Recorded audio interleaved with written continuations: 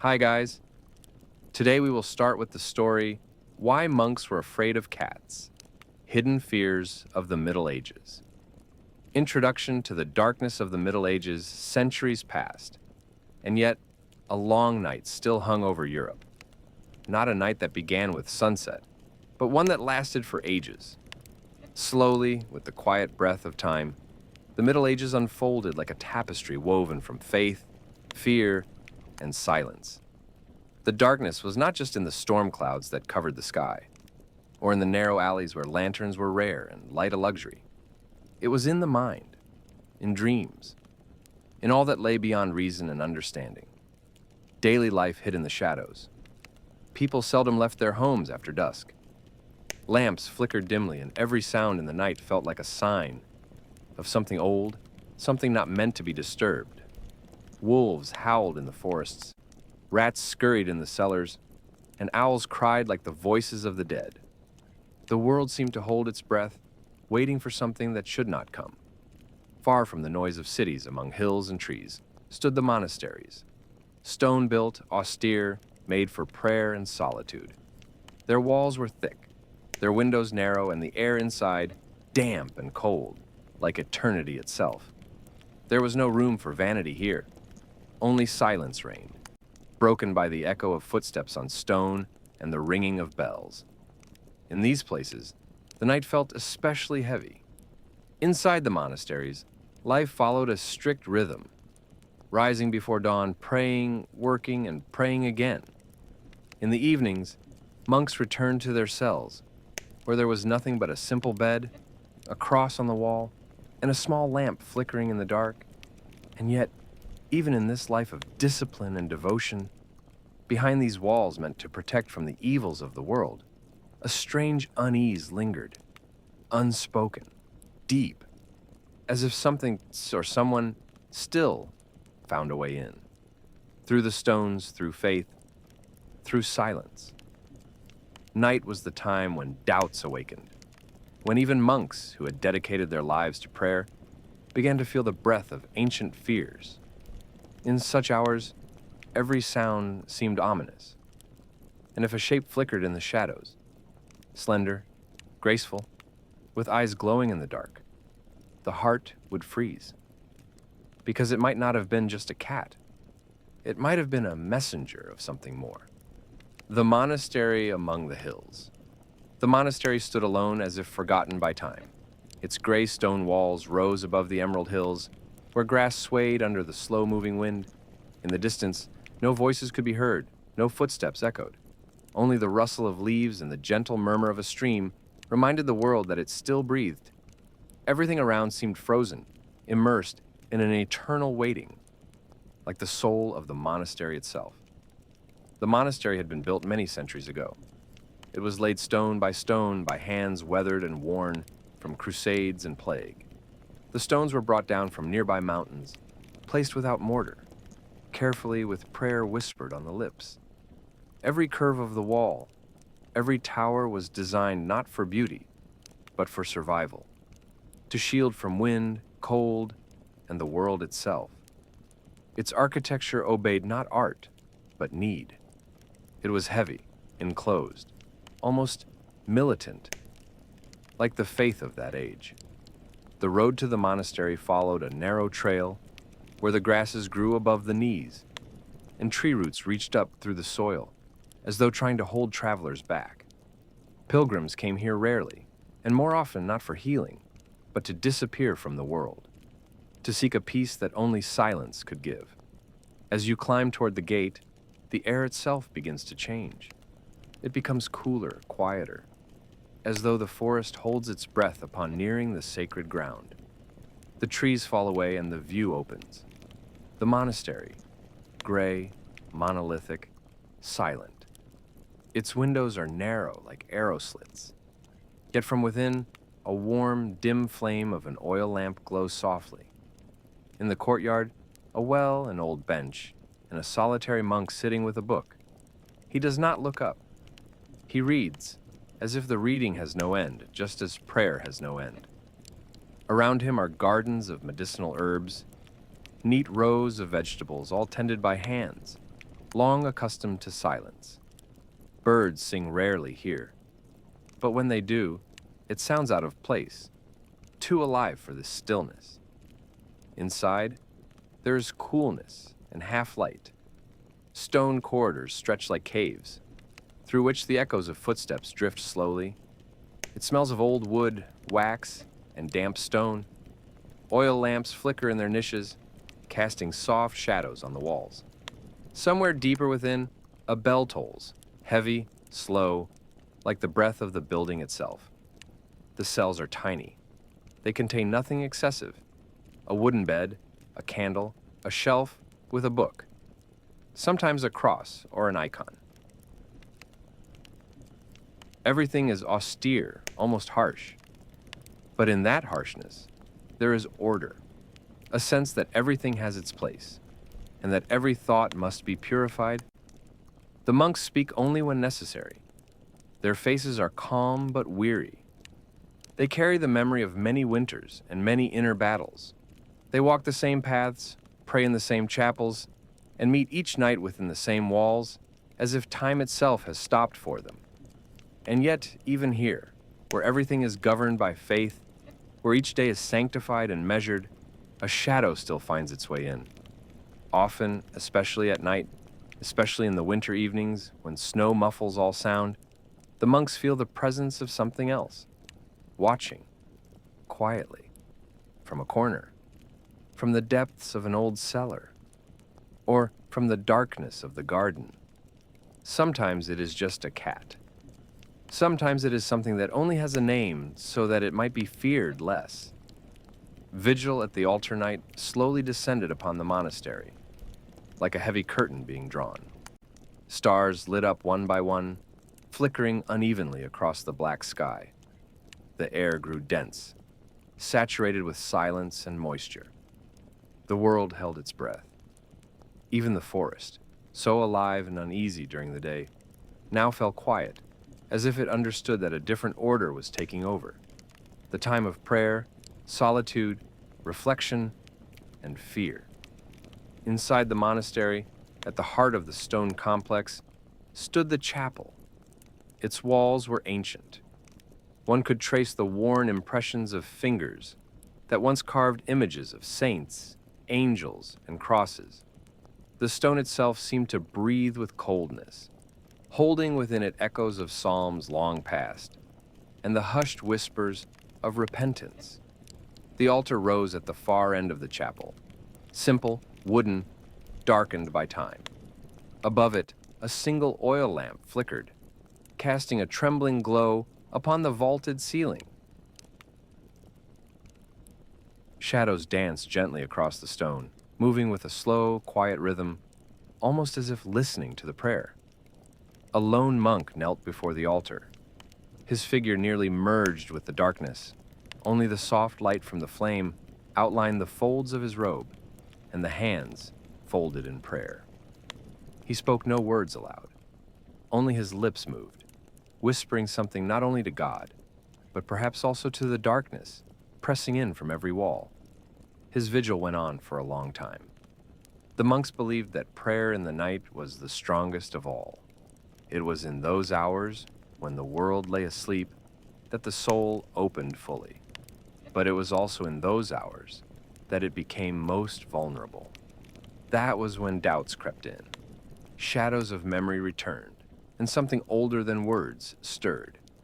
Time passed. The flame trembled. The lamp cracked softly. Now and then a distant sound echoed through the corridor. A creaking board, a gust of wind, a drop falling into a bucket. But each sound felt like a warning, as though someone or something waited outside the door or was already within. The monk did not lift his eyes. His prayer became quieter, almost invisible, as though he now prayed not with words, but with his presence, his silence, and the fear he accepted as part of faith. Sometimes he felt the air shift behind him, as if something had moved or watched. But he dared not turn. He knew that if he looked, he might see something he would never forget, or something that should not be seen at all. On the stone floor in the dark, a cat sat still. Her eyes caught the light of the lamp, glowing with an eerie inner fire. She didn't move, only watched. Her body was tense, ears slightly drawn back. She did not purr, did not approach. She simply waited, as if she knew something beyond what she should. The monk sensed her presence, but did not falter. Perhaps it was just a cat, or perhaps a sign. He continued his prayer. He knew fear comes to those who pray with sincerity, and if their faith is weak, fear finds a way in and stays. And yet, even within these ancient walls, even at the hour of deepest night, even in the heart of the monastery before the altar, a man remained a man, with his faith and with his fear. And this night, fear had a shape, black, silent, and staring back at him. The cat that never left. She came unnoticed. No one saw her enter the monastery. No monk remembered the gate opening. No novice confessed to letting her in. She simply appeared on one of those autumn evenings when the fog clings low to the ground and the air smells of rotting leaves and damp earth. Small, black, slender, with eyes that did not reflect the lamp's flame, but something else, something not of this place, or perhaps something that had always been here. Since that day, she never left. She did not sleep as other cats do. She did not play nor search for food. No one saw her catch mice. She simply was. She existed in the shadows of archways, at the base of staircases, on cold windowsills, on the mossy stones of the graveyard behind the chapel. Sometimes she sat before the altar, staring at the empty crucifix as though she understood something no man could. Sometimes she lingered by the refectory door, never entering, only watching how spoons scraped against wooden bowls, how bread crumbled in fingers, how prayer began before meals and ended with the last drop of water. She never meowed. No one heard her voice, only her footsteps, nearly soundless, but at times audible. A soft click of claw on stone, a whisper of fur across dry wood. These sounds stirred strange feelings in the monks. Not fear, something quieter, a restlessness, as if her presence didn't break any rule, but disturbed something older, peace itself, as if she knew more about them than she should, as if she could look not only into rooms, but into thoughts. At night she vanished. No monk could say where she spent those hours, but by morning she was always found again, at the gates or in the library, lying on an open manuscript, eyes fixed on the text or in the garden, her gaze glowing through the dark leaves like twin embers. The elder monks tried to ignore her. They said, "It's only a cat." And yet, they lowered their eyes, prayed a little louder, closed their cell doors a little earlier, but still, walking down the narrow corridors, they could not help but turn their heads, feeling the weight of a silent gaze. Once, she appeared in the library after the lamps had been extinguished, and the scriptorium lay in shadow. A young novice, staying late to finish a page of the gospel, heard footsteps behind him. He didn't turn, just continued writing, though his hand trembled and the ink ran unevenly. He knew she was there. She didn't breathe loudly. She made no sound, yet her presence was thick, as if the room had shrunk, the air grown dense, the walls drawn closer. She came to the table, touched nothing, watched, and left, quietly, like a shadow, like a thought, like a reminder. Some monks began to whisper, "She is not just an animal." Others looked away. One, the oldest of them, once said without lifting his head, "She was here before us. She was only waiting." After those words, he never spoke again, only prayed, and died 7 days later. His face was peaceful, but his hands were clenched, as though he held on to something to the very end. and the cat was still there. She sat by the window when the dawn broke through the mist. She walked among the graves when the bell called to morning prayer. She lay by the stairs leading to the cellar, the one no one had entered in many years. She did not belong to this place, yet she was part of it. Like the cold, like the damp in the stone, like the silence between the prayers, and every monk now knew, within these walls lived something that needed no words, feared no cross, slept neither by day nor night. It was simply there, watching, remembering, and it wore the shape of a black cat that never left. Fear of the devil's signs. With each passing day, the darkness within the monastery seemed to thicken. The monks, as they looked upon the black cat, felt a growing unease. She never entered the chapel during prayer, never approached those in worship, never listened to the psalms. She was a silent, cold shadow, a presence that merely watched. Yet within the minds of the older monks, ancient fears began to awaken. Cats were companions of witches, omens of dark things to come. Sometimes a single glance into her eyes brought back the teachings of their youth. In their lessons, they were taught, darkness that settles in the soul can manifest through beings not made for light. The cat was one such sign. If you see a cat, one old mentor once warned, remember, she carries the stain of the devil. No one openly called her demonic, but in the eyes of some monks, she had become a symbol of that which could not be named. Even her silence was taken as a warning of something hidden, something watching. There were whispers in the minds of many. The devil can take any shape, and the cat is his favorite disguise. Her nightly wanderings through the cloisters became stranger still. At times it seemed she dissolved into the shadows themselves, as if the darkness took her shape.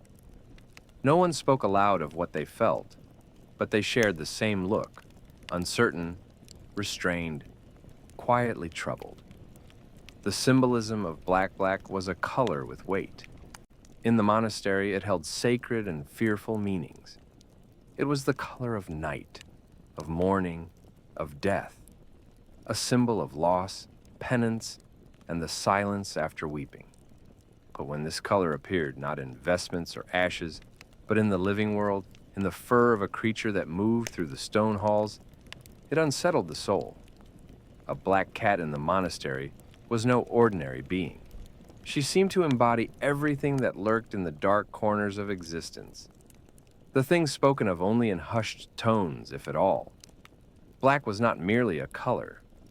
It was a presence, a force, something dense and impenetrable. At night, the cat's eyes gleamed in the candlelight, not with reflection, but with depth, as if they held back a world not meant to be seen. Some monks looked away.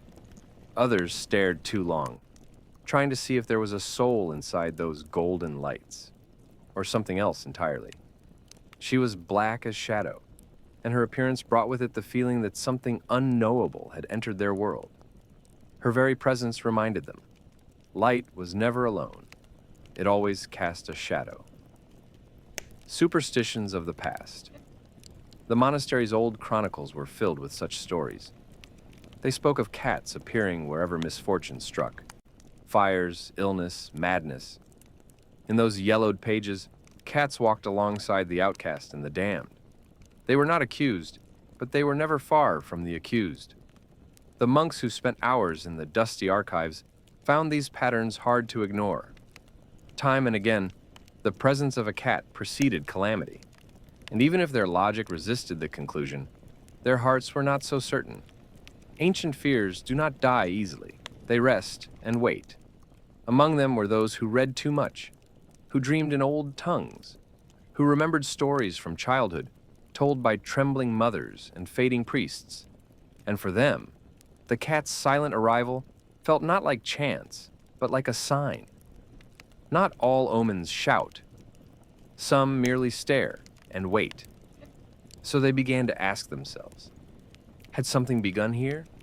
Was the cat the beginning of it, or its warning? The witch hunts. In the villages beyond the monastery walls, the fear ran deeper. It was not only the healers and midwives who were hunted, but their cats as well. People believed that witches shared their souls with these animals, that through the cat's eyes the devil himself might peer. Stories told by wandering pilgrims spoke of pyres not only for women but for creatures. Black cats, especially, were cast into the flames with the same shouts of condemnation. They were not seen as beasts, but as extensions of dark power. This memory lingered in the hearts of the monks. Some of them had once walked through such villages, seen the empty homes, the scorched ground, the silence that followed fear. And though they had entered lives of discipline and restraint, the images never left them. Now, within the sacred walls, they saw such a cat again, not in fire, but in silence, not hunted, but watching, a relic of those same shadows. She reminded them of what people had once done, and what they might yet do again. And so, even as they passed her quietly in the halls, they could not forget. She bore with her the memory of flames. Nightly terrors. At night, the monastery became something else. It was no longer a house of prayer and silence. The stone walls, which by day seemed firm and eternal, now appeared to breathe. Their cold smoothness turned uncertain, as if the building itself stirred and lived a secret life, one beyond reason. Sounds that went unnoticed during the day now came alive. The cracking of old wood, water dripping through ancient pipes, footsteps, though no one was meant to walk.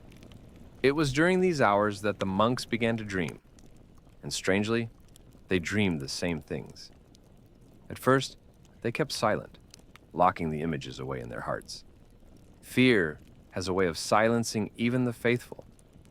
But the dreams returned, night after night, and soon, quiet voices began to share what they had seen. Not in the chapel, but in corners where the candles burned low and the windows reflected only blackness. The cat was in every dream. She didn't speak. She didn't attack. She didn't scream.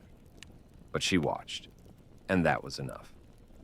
In each dream, her gaze was different, sometimes anxious, sometimes pitying, sometimes cold as a blade. It seemed she knew more than could be put into words, and that within her stillness, something deeply threatening waited. Her eyes weren't eyes at all, they were mirrors. Each monk who stared into them didn't see the cat, he saw himself, and that was unbearable. Sometimes in their sleep, the cat would lie upon the altar. Sometimes she sat upon a monk's chest, a weight like carved stone. One monk, Brother Terentius, awoke one night screaming, convinced something had been gripping his throat. He could hardly breathe. On his pillow, they later found a strange mark, not paw prints, but a smooth, warm impression, like pressed fur. Someone joked that it was only a wrinkle in the fabric. No one laughed back. Another monk, Brother Augustine, swore he saw the cat in the corridor when going to relieve himself. She stood before the library door, waiting, but when he stepped closer, she vanished. No sound, no trace. The door to the library, which was always locked at night, stood slightly ajar. Everything inside was in place, except for one manuscript, an ancient volume on demonic temptations. It was later found on the abbot's desk, though he claimed he hadn't touched it in years. Some of the monks began to wonder, was the cat only a creature, or was she something more?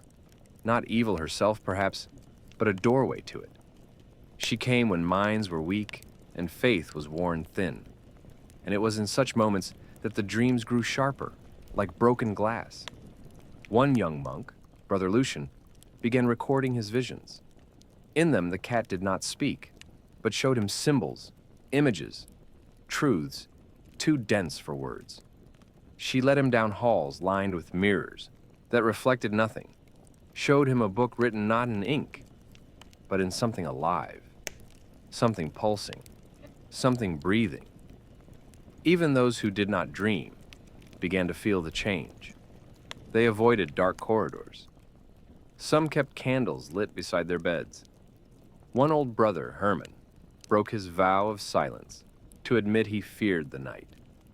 His voice trembled as he said it. He nearly wept. He confessed that the cat stood by his bed every night. She didn't move. She didn't blink. She just stared. The monks began to pray together more often after dark, clinging to their rituals like a shield. But the cat didn't leave. She simply watched from the shadows, as if she knew something they didn't, that their prayers were not enough. That fear had already taken root, and in that fear, she grew stronger. The monastery, once solid in its faith, had begun to crack. And more, the monks felt something else stirring in their dreams. Something that did not take the shape of a cat. Something still hiding, but close. Church prohibitions. The church has always feared what could not be controlled. Anything that slipped beyond the bounds of canon, of ritual, of the clear word of Holy Scripture, stirred unease. Animals, especially those who walked alone like cats, fell under this invisible yet severe suspicion. In the monastery, it was said that in some other abbeys, cats were not merely chased away, they were exorcised, not expelled like pests, but banished like demons. Holy water was used, prayers whispered, and even ancient Latin phrases spoken aloud from obscure grimoires. One abbot once told of a Benedictine monastery beyond the mountains, where monks were ordered to burn the straw any cat had lain on. They believed her presence defiled not only the walls, but even the monks' intentions. Here, in this monastery, such extremes had not yet arrived. But the talk had grown tense. The abbot more and more often spoke of unclean spirits taking earthly shapes. He never mentioned the cat by name, but everyone understood what his voice implied. A voice calm even, and therefore especially frightening, for in its calmness was resolve. At one gathering of the brethren, he uttered the phrase, "Not everything that is silent is innocent. Sometimes silence is the mask of evil." After those words, unease passed across the faces of the monks. No one needed to ask whom he meant. The cat still walked freely, but her path grew narrower. In the refectory, she was no longer acknowledged. In the scriptorium, she was quietly kept away from the scrolls. Some monks began placing vessels of holy water outside their doors. Others began laying books in the shape of a cross on their desks, not for order, but as a shield.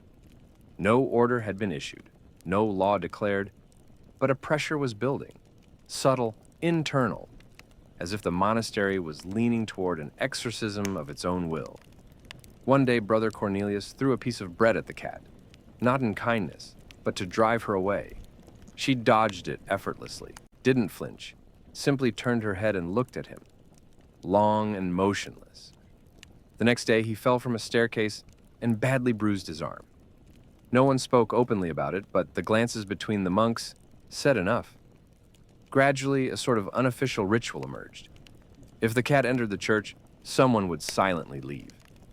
If she passed by a doorway, it was quickly shut. One morning, chalk markings were found near the vestry, a circle to ward off the unclean. But that very night, the chalk was gone, completely. And no one besides the monks had access to that room. The most unsettling moment came during evening service. The cat suddenly entered the chapel. Not quickly, not timidly. She walked down the central aisle as if she belonged there. Some monks averted their eyes, others froze. One of the chanters struck a false note, and the psalm faltered into dissonant confusion. The cat walked nearly all the way to the altar, then sat and watched. The abbot stopped praying. His voice went silent. And for a long moment, the chapel was utterly still. Then he continued, his voice unchanged. But after that night, the services grew shorter. The chapel doors closed earlier. The bells rang more softly. The prohibitions had taken root. Though no formal decree had been issued, the cat had become a ghost. She was not in the rule, not under obedience, but she was in every mind. Her shadow passed behind every thought. Her footsteps echoed in empty halls, and above it all, silence, pressing, ecclesiastical, forbidding, possession and myths. She was no longer just a cat. Her image had splintered and dissolved into the monastery's corridors, into the breath of candles, the creaking of old walls. What had begun as a whisper became a shadow, and then an idea. Dangerous, infectious, possessing. The monks no longer spoke of her openly, yet she lived constantly in their thoughts, in dreams and fears, in silent prayers. She had taken root within them, a thorn in the flesh of faith. The elder brothers began to recall ancient tales. In old treatises, buried deep in the monastery's library, beneath layers of dust and wax seals, there were mentions of beings that could take the form of a cat. One manuscript from the 12th century referred to them as vestigium demonis, the trace of a demon. It claimed the devil didn't always appear as a serpent or a monster, but sometimes came clothed in soft fur, with eyes glowing in the dark. One young novice, Brother Joachim, seemed to descend into madness. He began collecting writings, copying every verse about beasts and shadows from the Psalms. He claimed that in the book of Isaiah were hidden references to a silent predator stalking among the faithful. He insisted that the animals symbolized temptation, quiet, affectionate, but deadly. "A cat is not a creature," he whispered with trembling lips. "It's a mask, a veil over a face we are not meant to see." Others began to avoid him, but they listened too. Because deep down, many of them had begun to suspect the same, that this cat was not merely flesh and blood. She appeared where belief thinned, where silence replaced certainty. Rumors spread.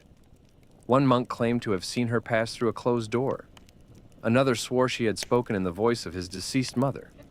The abbot tried to calm the brothers, urge them toward reason and humility. But even he began wearing a bronze cross shaped like a claw beneath his robe, just in case. In the vestry, someone found a torn page from an ancient demonology volume. It showed a cat-like creature with a split tail and pupils shaped like candle flames. No one confessed to removing the page, but it had been left on the very windowsill where the cat usually sat. Possession took form. Some brothers began fasting beyond the rule, living for weeks on bread and water, as though purging themselves of something unseen. One old monk, Brother Agapetus, sealed himself in his cell for 3 days. When he emerged, his hair and beard had turned completely white. He said only this: "I saw her through the eyes of those she killed." At night, the monastery grew restless. Screams, murmurs, sleeplessness. Novice Theophilus awoke one morning with long scratches across both arms, 3 slashes like claw marks. He swore the cat had sat on his chest while he slept, her eyes burning like coals. They locked him in a separate cell. But the next day, black fur was found on the floor, though the door had been bolted from within. Fear is not just emotion, it's infection. It spreads through a glance, a breath, a brush of fabric. The monastery was sick with it. The cat had become more than an animal. She was an emblem of doubt, of fall, a mirror reflecting all the unease each monk had tried to bury under ritual. She seemed to feed on it, the fear, growing more real with every new suspicion. Every whispered prayer meant to cast her out. A myth born from shadows had become reality. She no longer had to appear. She simply was. Always, everywhere, even when unseen, even if she no longer existed at all. Shadows on the walls. As evening fell, the monastery tightened like an ancient instrument strung to its limit. Every sound, no matter how faint, vibrated through bone. The creak of floorboards felt like footsteps. A gust of wind, someone's breath, and above all, in the shadows. They grew longer, thicker, more alive. They lived. In the narrow corridors, between arches and cells, The shadows began behaving strangely. At first, subtly. One of the brothers, passing the pantry, saw a flicker on the wall. Not his own shadow, not human. Thin, with a trembling tail. He turned quickly, nothing. Only the empty passage. He tried to forget, but 3 nights later, he saw it again, at the altar wall. A long, curved shadow slid over the stone like water. No one had passed. Not a single living being. Just that silent silhouette, wavering between candles. Soon, everyone was speaking of it. Someone said the shadows merged into the shape of an animal. Another recounted how, in the reflection of a brass lamp behind him, he saw cat ears. But when he turned, emptiness.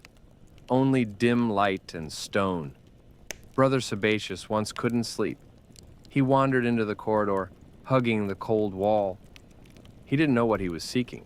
Perhaps silence, perhaps himself. Then he noticed. His own shadow was gone. In the candlelight, it should have been there, but it wasn't. Instead, a few steps ahead, a different shadow appeared on the bare wall. A cat. Slowly turning its head, he froze. 1 step forward, the shadow vanished. 1 step back, it returned, as if it depended not on the light, but on him, on his will, on his fear. The brothers began avoiding certain wings of the monastery. In the old quarters, long abandoned, it was said the walls breathed. The stones felt alive. Paw print-like patterns would emerge on the stone, sometimes fresh, as though just left. Monks scrubbed them away, prayed, sprinkled the walls with holy water, but the marks would return, always in new places, always without warning. One novice locked himself in a room with a clean wall, determined to see for himself. He stayed all night by lamplight, praying and waiting. At dawn, he saw it. Behind him, a shadow of a cat appeared on the wall. He leapt up, fled the cell screaming. Since that day, he hadn't spoken a word. His voice never returned. Shutters were kept closed, not because of the cold, but because of the shadows. They began appearing even during the day, in the sunlight where there should have been no darkness at all. And yet, there it was. On the floor by the door, a curved silhouette with ears, or on the ceiling, gliding, shifting shape. Some claimed hallucinations. Others whispered that she was no longer flesh, but essence. That the cat had died or vanished, but her presence remained in the shadows. Crosses were scratched into walls, some with nails, others with blood. One brother, fevered at night, ran into the chapel clutching a candle and cried out, "She's not in the hallway. She's inside me." They took him to the infirmary and bound him. He never recognized anyone again. And more, silence. That thick, heavy kind. In it were footsteps that didn't exist.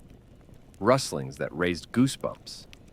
The shadows on the walls became part of monastery life. The brothers stopped fighting them. They began to live with them. Like with ghosts you don't choose, but must learn to tolerate. Not from peace, but because there's no other way.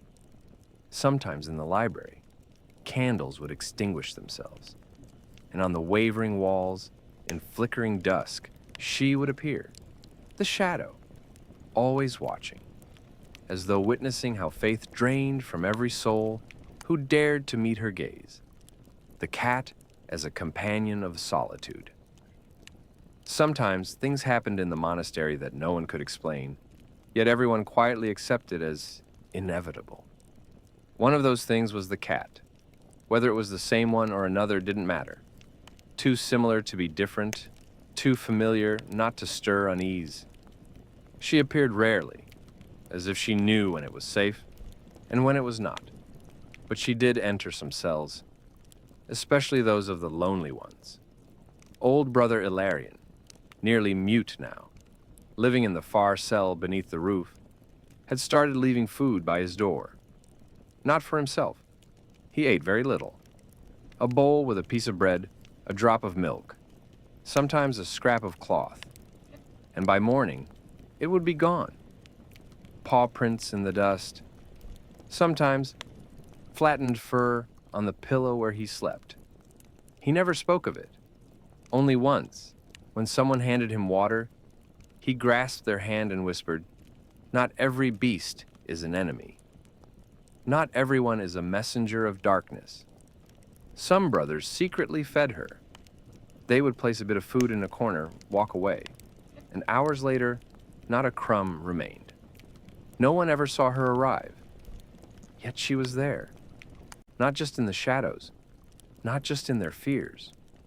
She became something else, a comfort, a quiet connection, a mirror of that inner silence not filled by psalms, services, or even speech. A cat is a creature of independence. She does not need man, but may choose to be near. In the monastery, where each day was a copy of the last, where even the bells no longer marked change, she was like a visitor from another world. Not secular, but not sacred either. Alive. Brother Gennady, grim and prone to dark thoughts, once saw her on the windowsill in his cell. He didn't flinch. He watched as she sat there, gazing out the window he himself hadn't dared look through in years. Beyond the glass were stars, alien, endless. And beside him, her, silent, warm, earthly. That night he did not pray. He simply sat next to her and felt his loneliness lessen just a little. Some monks thought this was a test, like temptation, but softer, subtler. The cat didn't whisper, didn't seduce, didn't lure them to sin. But by her mere presence, by her warmth, she reminded them, you are human. You have a body, skin, breath. You desire touch, not only of holy texts, but of a living being. And that was more frightening than any heresy, because the monastery taught comfort is in God, salvation is in prayer, love lies beyond the flesh. But the cat would come, lie at your feet, curl into a ball, and breathe so softly that your heart responded, without words, without psalms, without rituals, just presence. And in doing so, she broke down the walls a brother had spent years building, between himself and the world, himself and himself. At night they, those who had let her in, listened to her breathe, and in those gentle inhales and exhales, there was more peace than in any sermon. Some wrote of it in hidden journals, tucked between psalter pages. Others just nodded quietly when fears were shared. And in their eyes was a quiet, aching gratitude that someone, even one with fur and whiskers, had not feared their solitude. The cat in the church. It happened at dawn, when the first bell was just beginning to stir the silence within the stone walls. The service had not yet begun, but the altar was already bathed in the soft light of the oil lamp, and the monks were slowly gathering, nearly soundless. The air was thick with incense and prayers not yet spoken, but already hovering in the space of the church like an invisible fabric. And that was when she entered, not from the courtyard, not from the vestibule, as if she had always been there, as if she had woken up inside and simply chosen this moment to reveal herself. Small, almost black, but not entirely. Her fur was like night sky before a storm. Her eyes glinted gold, and they instantly became the only living movement among icons, marble, and heavy silence. The monk by the choir stall froze, unsure whether to speak. Another, laying out sacred books, quickly lowered his gaze, as if caught doing something forbidden. But she simply walked, unhurried, unafraid, stepping across the stone slabs where no paw had touched for centuries. She walked along the walls, stopped at the lectern, brushed against its corner, as if testing its strength. Then, toward the altar, the place reserved only for the priest. One monk instinctively stepped forward to stop her, but froze. His hand would not rise, because in that moment, in that movement, there was no blasphemy. There was something else, a quiet presence, as if the sky itself had descended to the earth. And yes, there was a shadow. When she came closer to the altar, her shadow stretched high upon the white wall, and in it there was something familiar, not frightening, but unsettling, as if the cat were not merely an animal, but a reminder of something forgotten, something ancient, known to the prophets, and turned away by those who came after. The monk leading the service faltered. His voice trembled. He saw her, sitting at the base of the ambo, not praying, not observing, just sitting, outside of liturgy, outside of ritual, and yet present. And then something strange happened. Instead of casting her out, as the monastery rules demanded, he continued the service. He knew the brothers were watching him, that it might bring judgment, worry, even fear. But he felt, in breaking the rule, he was not committing sin. He was merely acknowledging that all living things might be part of creation. Even one who enters without words, without a cross, without kneeling, but with silence. The service continued. Hymns were sung, and the cat sat and listened. Sometimes she turned her head. Sometimes she blinked slowly, but she did not leave. And in her stillness, there was a kind of sanctity, not canonical, not dogmatic, but real. After the service, she left on her own, as quietly as she had come. And only one brother, sweeping the floors later, found on the stone by the altar a faint, almost invisible mark, a paw print. And he did not sweep it away. He simply looked at it and crossed himself. From that day on, she was seen in the church several more times. Some tried to pray harder. Others lost their rhythm.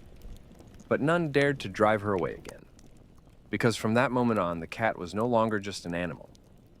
She became a question, or perhaps an answer. Scriptures and treatises. The monastery library, like a world unto itself, lived by its own laws. It remained silent even when storms roared beyond its walls, even when the monks' souls trembled from inner unrest. Here, breath became a whisper, and each step a secret touch of eternity. The stone arches bore not only the weight of the ceiling, but the heaviness of all the questions to which centuries sought answers. And it was here that a monk, one rarely named, too silent, too strange, found something others had long forgotten. He turned the pages of ancient treatises covered in dust, their ink faded to a shadow, but the words still alive. Among works by Augustine, John Chrysostom, and nameless scribes, he stumbled upon a manuscript that wasn't even listed in the official register. No title, no author, only a mark on the binding, a faded silhouette of a creature with an arched back. Page by page, unfolded a history that seemed as though someone had tried to erase it. Accounts of feline spirits, of guardians between worlds, of beings who belonged neither to hell nor heaven, but to the shadow, and to the light within it. In one place, it read, "The cat is the one who walks the border. She is not a servant of the Prince of Darkness, but neither is she a lamb of the Lord. She is a witness. She sees what is hidden from others. That is why some fear her, while others pray to her in secret." The monk reread that line several times. Then he found another. "In the night, when monks sleep soundly, it is cats who whisper to the stars the names of those who fear themselves, and upon the tracks they leave in the dust of eternity, an angel may find his path." It wasn't heresy, but neither was it official doctrine. Between the lines, there was no threat, but a question. And in that question, an uncanny power. He began searching for other mentions. He found fragments of correspondence between two old abbots arguing over the nature of the cat as an embodiment of carnal shadow walking beside the soul. One claimed cats distracted from prayer. The other, that they helped one better understand the silence between words of prayer. Among Latin phrases and Greek quotations were strange illustrations. A cat seated at the feet of the crucified Christ. A cat watching a candle over which hovered an angel. A cat woven into a psalm's ornamentation as part of the verse itself. He understood. Fear of the cat wasn't mere superstition. It was the reflection of fear toward what cannot be controlled, toward a creature that does not submit, but also does not threaten. The cat was a symbol of the truth that faith is not always a straight line, but sometimes a winding path. On nights when the library's lights were extinguished, he stayed longer. And once, as he unrolled yet another scroll, he heard a soft rustle. He turned and saw her, small, gray, almost invisible, sitting among the books, not on the floor, on the table, right beside the treatise he was reading. She looked at him, asked for nothing, disrupted nothing. She simply was. He did not drive her away. He was not afraid. He only whispered, "You've been here before, haven't you?" The cat blinked. He kept reading, and she stayed, until morning, until the first bell. From that day forward, he began copying the fragments he found, gathering them into his own treatise, without a name, without a title, only with one phrase on the first page: of those who walk between the world and the prayer. And who knows, maybe 100 years later, someone else in some similar monastic library will find his book, and we'll see the same silhouette on the cover. And understand, the cat is not a symbol of evil. The cat is a symbol of what remains with a person when even words turn away. Plagues and accusations. The time of plague arrived like the silent hour of death, not all at once, but inevitably. First, a cough in a distant house. Then, a chalk cross on the door. And then silence so heavy that even the bells were afraid to break it. The monastery, walled off from the world, could not wall itself off from fear. The disease that devoured cities, villages, and entire families crept into souls long before it reached bodies. At dawn, smoke hung over the village. Someone was burning the dead. In the evenings, through the windows, one could hear prayers and screams, mixed with barking dogs that suddenly went quiet. In those days, people no longer looked at each other as brothers, but as potential carriers of a curse. In search of the guilty, they no longer distinguished between living and lifeless, rational and wild. They sought the image of evil in every shadow. Thus began the hunt for cats. In village squares, they were caught and burned, believed to be bearers of the plague. People said cats had eyes like demons, able to see in the dark, like them. That their 9 lives were gifts from the devil. That if a cat stared at you too long, illness would awaken inside you. Old women who lived alone with cats were dragged from their homes and accused of witchcraft, even if they had harmed no one, especially if they had harmed no one. The monks observed all this first with confusion, then with horror.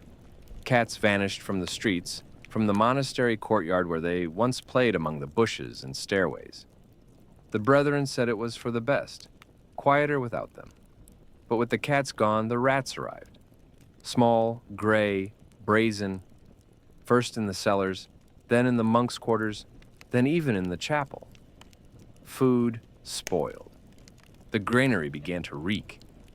At night, something rustled underfoot, and in the walls were sounds as if the stones themselves had begun to rot from within. The monastery, once sturdy as a fortress, began to feel alive and infected. New signs of decay appeared. A monk died suddenly, without signs of illness. Another lost his mind and screamed about rotting walls. The old abbot recorded dates and names in the chronicles, trying to maintain order, but his handwriting grew shakier with each entry. And then, amid the panic, came the accusations. Whispers spread. Cats were the root of this evil. Though they had vanished, their shadow remained. Their spirits lingered. Some swore they saw a black cat on the cathedral roof at night, scorched and reborn again. They were called phantoms of lust, the witch's shadow, silent spies of evil. Some monks blessed their beds at night.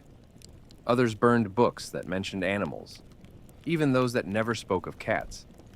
And so the monastery, rather than remaining an island of light in a darkened world, began to fade from within.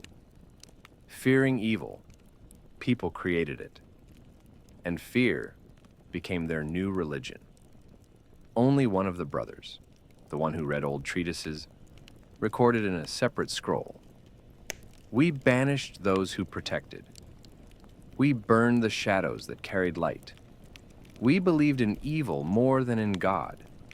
And if the cat was a messenger, then perhaps her message was not a curse, but a warning.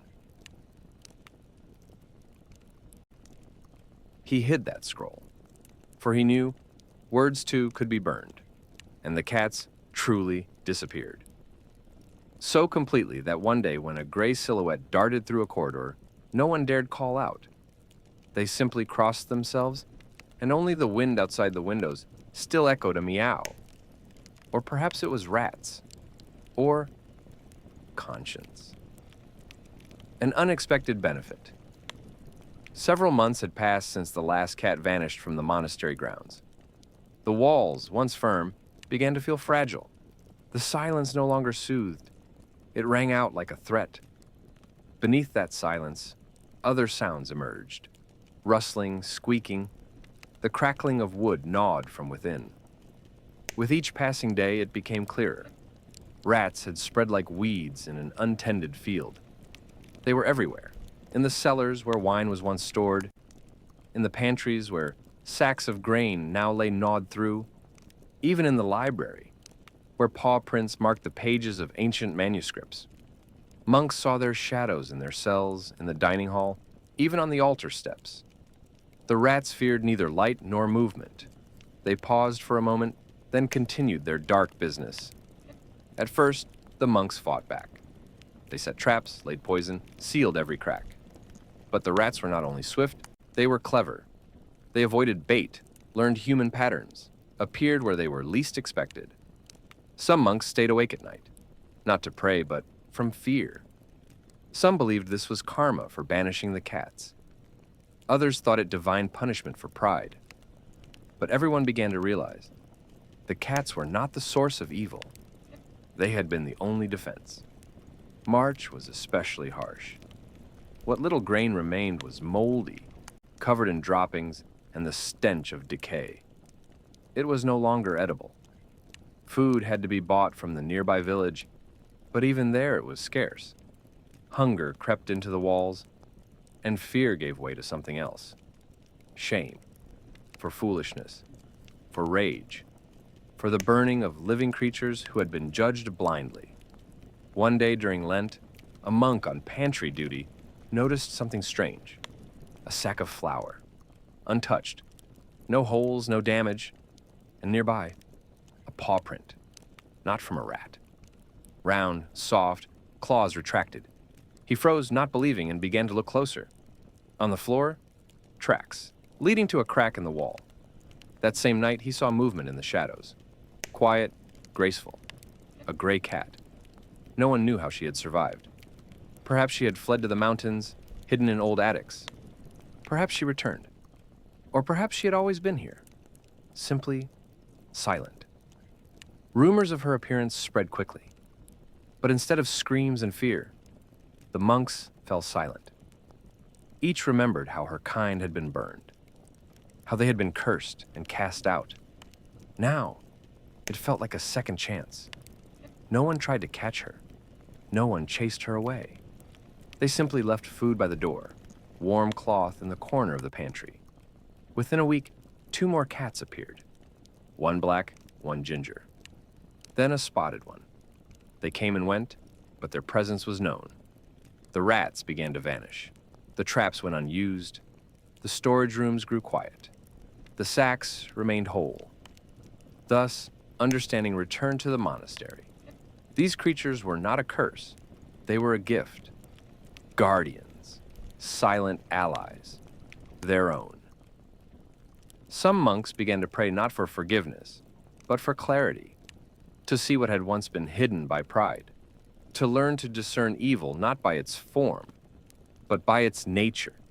One monk, a copyist, secretly drew a small cat into the illuminated letter of a Latin psalm. She sat on the archangel's knee, staring forward. He placed the page into the manuscript without a word. No one condemned it. No one tore the page. No one painted over it. Now, the cats were part of the monastery. They asked for nothing, sought no affection. They simply did their work, silently, precisely with grace. And the monks watching them began to understand. Every creature carries a purpose, even if that purpose is expressed in a soft leap into shadow. And in those silent steps, something long absent could be felt again. Balance. A shift in perspective. The world does not change suddenly. Even when a miracle occurs, it takes time for a person to stop being afraid, to stop doubting, and, most of all, to admit that they were wrong. That was what was happening now in the monastery. Not a grand reform or a dramatic revelation, but a quiet, internal shift, like the creak of an old beam that had carried the weight of beliefs for decades. Once, the color black was seen as a symbol of mourning, darkness, and devilish presence. A cat, especially a black one, was perceived as a living embodiment of that fear. But now, in the monastery garden, it was a black cat lying peacefully in the sun at the feet of one of the elder monks, and no one made the sign of the cross. No one whispered about the unclean. In fact, Brother Simon, the same monk who in his youth had burned a treatise on witches' signs, now crumbled bread for the cat, with a smile not seen on his face in years. The monks began to see cats not only as hunters of rats, but as carriers of another kind of order. Their behavior, quiet, observant, independent, became a reminder of a life in which not everything was subject to man, in which not everything needed words. One young novice once scribbled in the margin of his prayer book, "A cat is like a prayer. Its effect is not always seen, but it transforms the inner life." This line was passed from cell to cell, and no one crossed it out. In the monks' cells, ragged cushions began to appear, sewn from old habits, just for the cats. In the refectory, bowls of leftover food were left out. Someone even whispered that cats were guardians of grain, as mentioned in an ancient Syrian scroll previously dismissed as pagan. Now, that scroll was being recopied and studied anew. Gradually, understanding dawned. The fear that had surrounded cats for centuries was not a reflection of their nature, but of human nature. A cat is a creature that cannot be controlled. It does not obey commands, does not serve man on demand. And that was what made it frightening. For what cannot be subdued is seen as dangerous. But in that freedom lay its strength. Some monks began to see in the cat a symbol of the soul, solitary, searching, unnoticed, yet capable of deep loyalty if not forced. The silent devotion that a cat offers, when it comes voluntarily and stays, began to resemble the way a person turns to God, not through coercion, but through free recognition and love. Brother Augustine, who for years had considered animals lesser beings, began studying natural philosophers. In his manuscripts appeared notes about the interconnectedness of all living creatures as elements of a single harmony.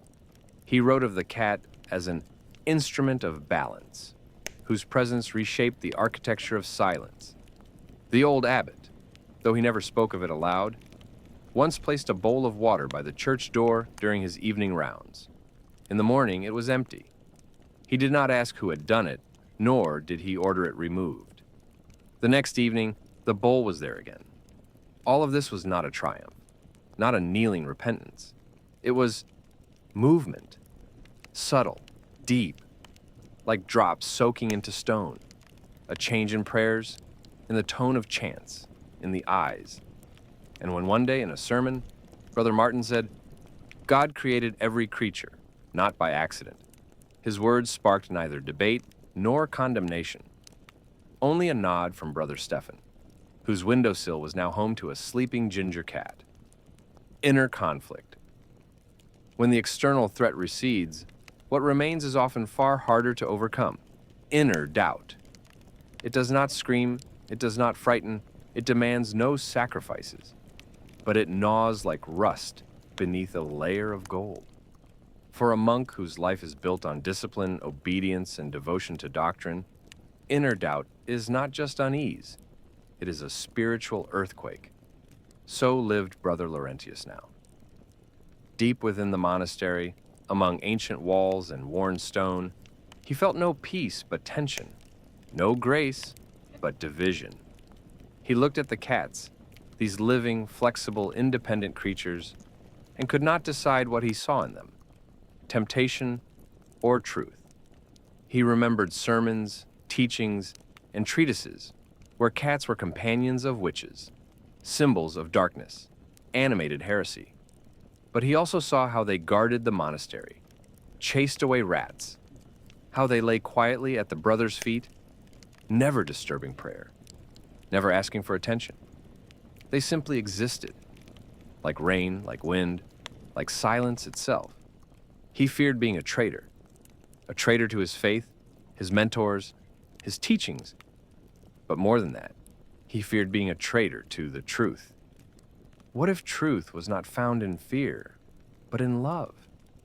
What if God revealed himself not only through doctrine, but also through what had long been rejected out of ignorance? One night he rose from his bed, unable to sleep. A black cat sat on the windowsill, its eyes glowing with the reflection of the moon. It did not even look at him. He stood there, fists clenched, feeling two truths battling within him. He remembered the words of John Climacus. The enemy does not plant thoughts in the heart, but in the thought about the heart. And he wondered, could the enemy speak with the voice of silence? Every morning he opened the Psalter and read its verses like incantations, trying to drown out the inner conflict. But the text no longer sounded the same. He felt not emptiness, but something else. As if between the lines a shadow arose, or perhaps light. He began to search the scriptures for references to animals, to creation, to nature's harmony. And he found them. And God made the beasts of the earth, without dividing them into the permissible and the forbidden. He saw that in the Proverbs of Solomon, the cat was listed alongside the eagle, the goat, and the king, as one of the four that move with stately bearing. And all of this mixed in his mind with the image of a monk standing between two worlds, dogma and revelation.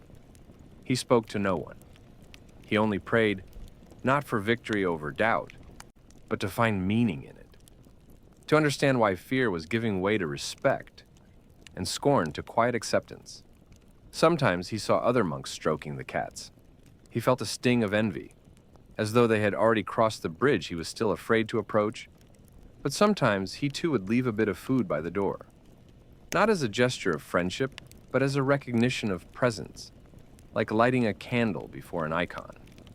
One day in the library, he found an old manuscript covered in dust. On its final page was the silhouette of a cat, beside a cross. No signature, no words, just the image. It shook him. So simple, so clear. He sat before it for a long time until the candle burned out. He understood. The conflict had not vanished. It remained. But it had grown quieter, like a cat sitting in the corner of a room, not threatening, not demanding, only watching. And perhaps, from that silent gaze, peace would begin. A dream with a cat at his feet. Night in the monastery is a time unlike any other. It is not simply quieter than the day. It seems to lift the veil between the earthly and the eternal. In these hours, every footstep on the stone floor echoes like a question. Every flicker of candlelight responds like an answer. Even the strictest brothers allow themselves briefly to rest their heads on hard pillows and slip into dreams, where prayers take on different forms. Brother Laurentius hadn't slept for 3 nights. His heart, like a bell before dawn, trembled with the inaudible tolling of thoughts. But something changed that night. Weariness finally overtook anxiety, and wrapped in a coarse woolen cloak, he closed his eyes at last. Sleep didn't seize him. It gently took his hand, guiding him down a narrow corridor of memory and sensation. He found himself in the same monastery, but bathed in a different light. The walls breathed warmth, and the air was scented with lavender and wax. Everything was familiar, yet transformed. He walked the corridors, and his footsteps were not swallowed by empty coldness, but softened by a floor that didn't exist in waking life. He entered his cell and saw a cat. She lay curled on his bed. Her chest rose and fell in rhythm with his own breath. He wanted to chase her away, but couldn't. Not out of fear, but because her presence felt more natural than his own. He sat beside her, and the cat lifted her head. In her eyes there was no challenge, no request, only acknowledgement. You exist, and so do I. That is enough. In the dream he lay down, and the cat quietly padded to his feet, curled there, as if that had always been her place. Her warmth seeped into his body, and with it came a deep sense of peace, one he hadn't known since youth.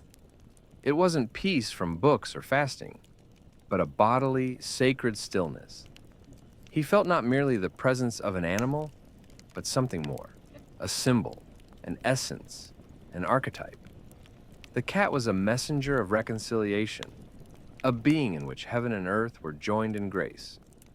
Time moved differently in the dream. It seemed he lay there for an eternity, with a cat at his feet and peace in his soul. He recalled childhood moments, hiding from storms under wooden benches, when a village cat curled beside him and warmed him. He remembered his first service, trembling with awe and uncertainty. And that same day, a cat sitting on the refectory windowsill, calmly grooming herself, as if confirming that all things come in their time. When he awoke, it was still dark. Only the pale light of the moon slid across the floor. He felt a weight at his feet and froze. Slowly lifting himself, he saw the cat was truly there, the same black one with amber eyes. She didn't stir, only opened one eye briefly, then closed it again as if to say, all is well. He wasn't afraid. He didn't drive her away. He simply lay back down, hand resting over her heart, now beating evenly, without fear. For the first time in many years, sleep had not been an escape, but a return. And then he understood. Perhaps God does not speak only through sacred texts and sermons, but through the very fabric of existence, through soft fur, silent footsteps, and warmth that comes unbidden and remains, if not rejected. That night he stopped struggling. He accepted silence and acceptance. Silence in the monastery is never empty. It is not merely the absence of sound, but the presence of something else, invisible, almost sacred. It is the breath of the stones, the prayer of the walls, the memory of those who prayed here long before the living. In this silence, revelations are born, not spoken aloud, but recognized by the heart. And it was in this silence that Brother Laurentius began to understand what acceptance truly meant. He no longer fought his thoughts. He didn't chase them away, didn't condemn them. He began to observe, first himself, how his fingers trembled at the sight of a cat, how his breath quickened, how his heart still responded to old fears, and then how all of this began to fade. Not abruptly, not all at once, but like snow melting under April sun, drop by drop, layer by layer. The cat, the same black one, began to come more often. No one in the monastery spoke of her, but no one chased her away either. She walked through the courtyard like a rightful resident, passed by the refectory, peeked into cells. Sometimes she would lie at the feet of an elder monk who didn't even open his eyes. as if he knew her presence was harmless. Sometimes, she disappeared for days, only to return again, a reminder that everything follows a rhythm, unseen but not random. Brother Laurentius began to notice how the world around him was changing, or perhaps how he himself began to see it differently. Winter branches no longer looked dead. He could feel the waiting for spring in them. The crackling of a candle didn't speak of loneliness anymore, but of life. Even the old stone statues in the garden, covered in moss, no longer seemed stern. They seemed wise. He began to pray not with words, but through presence, simply sitting in silence by the window where the cat often napped, allowing himself to be, without needing to explain, fix, or reject. He understood. Acceptance is not submission to evil. It is the ability to see reality in its fullness, including what once frightened him. He recalled the words of Abba Dorotheus, "He who learns to see his weakness is closer to God than one who has seen angels." In the cat, he now saw not a sign of corruption, but a mirror, a reflection of his own shadow, not to be fought, but embraced. The silence between prayers deepened. It no longer held terror, only peace. It stretched like a vast lake, and Laurentius walked along its shore without fear of drowning. He felt no longer torn between fear of the demonic and longing for sanctity. These two forces no longer warred. They existed in the same world, and he stood between them, a mediator. One day, as the monastery settled into a slow, warm evening, the cat came again. She approached and lay beside him, resting her head on his lap. He didn't move. He didn't think anything lofty or pious. He simply breathed, and in that breath was everything: forgiveness, gratitude, life. He understood then. Acceptance is not weakness and not surrender. It is the courage to be with what is, not to reject, not to expel, not to brand, but to allow it to exist beside you and allow yourself to be real. From that time on, silence was no longer the silence of fear. It became the silence of peace. Nature and the divine spring arrived at the monastery not all at once, but from within. First came the scent. The monks would wake and not immediately understand what had changed, but the air already carried the first trace of greenery, a premonition of light. Then, the dripping of water, not sharp like in the city, but slow and deep, as if the earth itself had begun to weep in awakening.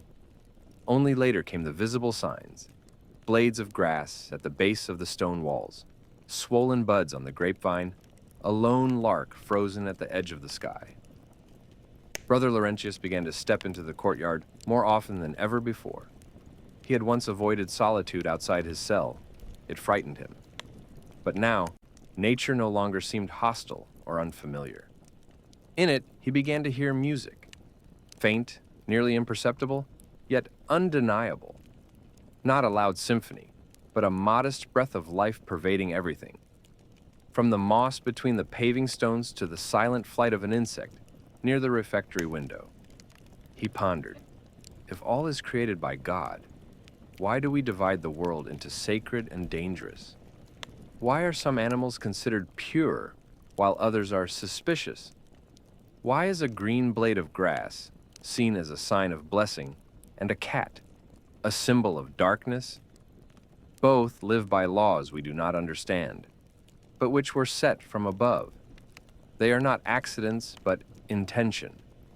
He returned to his readings, texts that once troubled him. But now, he searched them not for validation of fear, but for sparks of meaning.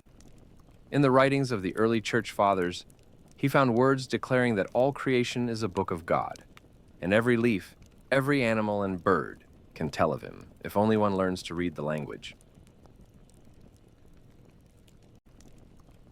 The cat still lingered nearby. Sometimes she accompanied him during his walks, pausing suddenly to stare into a bush, as if hearing something he never would. Sometimes she disappeared, leaving only the imprint of her body on the bench beneath the cypress. And yet, She had become for him a part of nature, inseparable from God's world. Not a creature hovering on the edge of what was allowed, but a bridge between the wild and the sacred. He recalled a line from the Psalms, "For you created all things, and by your will they exist." That meant the cat was not there by accident, that even she was part of the divine plan. Perhaps that's why she caused such conflict, because she reminded people how hard it is to accept the wholeness of the world. The nature around the monastery began to blossom, and within him something old and kind began to stir, a desire not to fight the world, but to be in it, not to rule it, not to isolate himself, but to look deeper, to listen, to allow. One evening, as the sun leaned behind the horizon and shadows stretched long across the stones, he sat by the wall. The cat came and lay beside him. He reached out slowly and touched her head. She did not pull away. In that moment, he understood. Nature is not a test, not a threat, not a trap. It is part of revelation, not outside of God, but within. He was not above it, not holier, not more chosen. He was a part of it, a link in the chain. And so his task was not to condemn, but to understand. And in that silence, filled with the singing of spring birds and the soft breathing of the cat, he felt that faith could be not only fear of sin, but trust in the world. For the first time, he truly looked at his surroundings, not as a battlefield of temptation, but as an icon painted by the sky. Life goes on. Life in the monastery doesn't change suddenly. Changes here are like the movement of the sun across the sky. You don't notice when it shifts, but suddenly the shadow of the tree is in a different place. So too, the fears that once lived in the monks' hearts began to dissolve. Not with storms, not with declarations, but quietly. They simply became unnecessary. The black cat no longer caused whispers in the corridors. She had become familiar, like the ringing of the bell in the morning, like the creak of wooden floors, like the scent of old books in the library. Her appearance was no longer seen as a bad omen. She simply was. She had become a part of this place, not disturbing its peace, but rather highlighting its vitality. Some monks began feeding her. Some did so in secret, leaving bits of bread or milk near the entrance. Others, openly, believing that care cannot be sin. In the cells, traces of her fur began to appear, and in the storage rooms, the mice began to disappear. The cat performed her ancient role as in the days of the first settlers.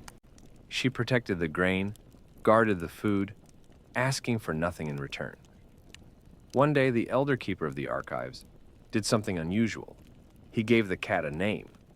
Not aloud, not officially, but in the margins of a manuscript, he wrote the word Tika, perhaps because she moved almost silently, or because with her presence, a new kind of silence had come over the monastery. Not of fear, but of acceptance. And that acceptance began to spread. Monks who were once stern and withdrawn began to see the world around them with a touch more gentleness. One, a young novice, brought flowers to the garden, grown from seed. Another began to draw, not saintly icons, but birds and trees, as if reminding himself, beauty too is a path to God. New tones began to appear in the liturgy, not because the service had changed, but because the hearts of those singing had. Prayers began to sound, not as protection from the outside, but as gratitude for everything, for the rain and the sun, for silence, and for the living creature that had once fallen asleep at the old monk's feet. Life in the monastery went on. Day gave way to night. Fasts gave way to feasts. Winds came down from the mountains and then returned again. But now this rhythm felt different, as a current into which one was no longer afraid to step. Living was no longer a duty or an escape from the world, but a way of being at peace with it. A new shelf appeared in the monastery library. It held not only theological treatises, but also notes from the brothers, reflections, observations, memories.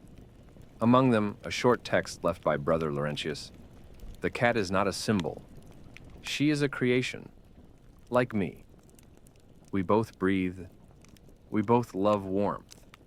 We both seek a corner of peace. Perhaps that is prayer too? By evening, the cat appeared again on the windowsill. She sat as always, quiet, nearly motionless, gazing into the deepening sky. Behind her, a candle. Beyond the glass, stars. And in the monk's heart, a strange stillness, as if life itself were whispering, "I am here, and all is as it should be." Legends. Fade legends do not vanish suddenly. They fade, like a candle still flickering faintly, even as the wax beneath it has already melted away. So it was here, within the stone walls of the monastery. Old superstitions continued to linger, not as beliefs, but as shadows of memory. No one whispered anymore that the cat was a servant of the devil. No longer did they sprinkle holy water on the floor where she passed. But in some eyes, an old fear still flickered, unconscious, reflexive. That is how fears become part of time itself, not erased, but absorbed into the background. The monks no longer dreamed of cats with glowing eyes in the dark, or if they did, they no longer woke in fright. Instead of resisting these visions, they began to understand them. Their roots lay in words spoken long ago, in treatises written during times of dread, when anything mysterious became suspicious. The cat had been a victim of that age, just as women were, and whole villages, and nature itself. Now the conversation was different, not framed in anathemas, but in reflection. During scriptorium lessons, Brother Laurentius would read ancient chronicles aloud to the novices, then add quietly, "These were written in fear." Not everything written in ink comes from truth. And the young listeners, curious and observant, did not argue. They looked at the cat lying peacefully by the stove and saw not a threat, but warmth. One of the monks began collecting fragments of stories about cats, not just those from the monastery, but also from the surrounding countryside. Tales of cats saving grain from mice, warming children during bitter winters, sensing misfortune before it arrived. He carefully wrote them down in a leather-bound notebook. He titled it, "Tales of Silent Companions." It was an effort to restore justice, not with theology, but with kindness. And yet, despite the quiet, despite the acceptance, the legends had not disappeared entirely. Sometimes, on rainy evenings when the wind howled in the rafters, someone would recall the old tales of witches transforming into cats, of black creatures creeping along rooftops. But now they sounded not like threats, but like fairy tales. Not as warnings, but as folklore. Fear had lost its sting. The cat still lived nearby. Her presence no longer caused alarm, but her absence was noticed. She had become part of the daily rhythm. Yet within that ordinariness, there remained something extraordinary, as though her silence carried the memory of all that had passed. She did not speak, but her gaze, deep and unblinking, seemed to say, "I saw you when you were afraid. I saw you when you drove me away, and I remained." And the monks understood, memory is not something to be erased. It is something to be carried, not with rage, not with shame, but with understanding. Like an old icon with darkened paint and faded faces, not discarded but carefully preserved, cleaned, and passed on. The stone walls of the monastery still held their cool silence. The liturgies continued as always. The bell rang as it had for centuries. But now, within those sounds, a new meaning echoed. They called not only to prayer, but to remembrance, to the awareness of how easily man fears what he does not understand, and how essential it is to learn to understand. And in that new silence, among handwritten pages and faint paw prints on the floor, the legends, at last, began to fade. Without violence, without erasure, simply giving way to life. A peaceful ending. Time flows differently within the monastery walls. Here it does not rush, burn, or roar. It breathes, it settles, like dust on a windowsill, like snow on a rooftop. And within that breath, in the eternal and unhurried rhythm of life, evening arrived. Not just of the day, but of the entire story. Quiet, as it should be in a place where words matter more than cries. And prayer outweighs fear. The old monastery slept. Its towers reached toward the starry sky, as if trying to feel the breath of the heavens. The cells were dark, but not cold. Each one held memory, and memory warmed them. In the library, the air smelled of leather bindings and old wax. Even the parchments on the shelves seemed to sigh in their sleep, cradling the thoughts of those long gone. And yet, one figure did not sleep. On a windowsill, in the highest window, sat the cat. Her silhouette was barely visible against the night, but her eyes shone like two small moons. She gazed outward, where beyond the hills lay a silent land, a land that once also knew fear. She listened to the stillness and became part of it. Now, she was no longer a guest, no longer a wanderer, no longer a shadow. She was simply a cat, a being who lived alongside them, breathed the same air, and whose presence required no explanation. No one drove her away. No one feared her. No one hid her. She simply was, and that was enough. Below her, the monastery courtyard was blanketed in frost. It covered the cobblestones with a soft shroud, making them resemble the bones of ancient time. The air was clear, like a prayer whispered before dawn, and it seemed the earth itself had paused, not in fear but in peace. Inside, in a cell, the old monk, the one who had written the tales of the silent companion, slept. Beside him lay the same cat. During the day she would come to him, brush against his robe, accept a piece of bread, and return to her quiet corner. He no longer questioned her presence. He sought no meaning in her, saw no omens. He accepted her, as one accepts the sun and the rain, with gratitude. Sometimes at night he would dream. Not dreams of cats as evil spirits or portents of ruin, but gentler ones, where he walked through an endless garden and a shadow moved beside him. Not a frightening shadow, not a sinister one. Simply the shadow of someone walking with you, neither lagging behind nor racing ahead. Dreams without words, only warmth and the feeling that you are not alone. In the monastery's stillness, the night continued its slow procession.